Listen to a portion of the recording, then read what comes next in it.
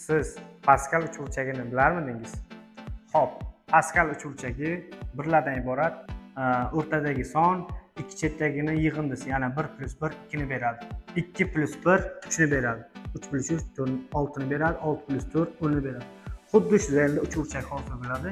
Ya'ni kim buni x + y larning darajasini hisoblashga yordam beradi. Birinchisi, ikkinchisi, uchinchisi, to'rtinchisi, beshinchisi.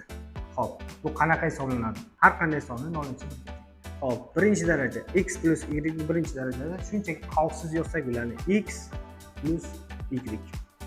Endi ikkinchisi, kvadrat qisqa ko'paytirish formulalarini bilamiz. Ya'ni kim qanaqa bo'ladi? x kvadrat plus xy plus y kvadrat.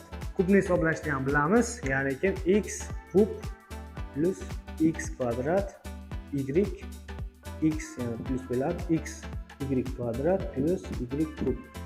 X ni daraja e'tibor beramiz. Kub desa x ni 300 dan boshlab pastga darajasi 1 gacha boradi va ikkinchi haddan boshlab y ni darajasi ko'tarilib boradi.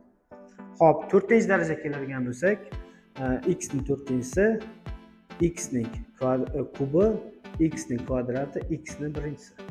Endi ikkinchisidan y boshlanadi. Y kvadrat, y kub va y 4-si. Oralarida hammasida plus bo'ladi. Endi 5-si qanaqa bo'ladi? 5-si ham xuddi shunaqa, mana oldagi kensilari aniqlab bergan Paskal. Xo'p, x ni 5-sidan boshlaymiz. X ni 4-si, x ni 3 kubi, x ni kvadrati, x ni o'zi. Endi ikkinchisidan boshlab y hisoblashni boshlaymiz. Y kvadrat, y kub, y 4-daraja va y 5-daraja. Oralarida plus ishorasi qo'yiladi. Bu yerda yo'q. Xo'p, bu 6-sini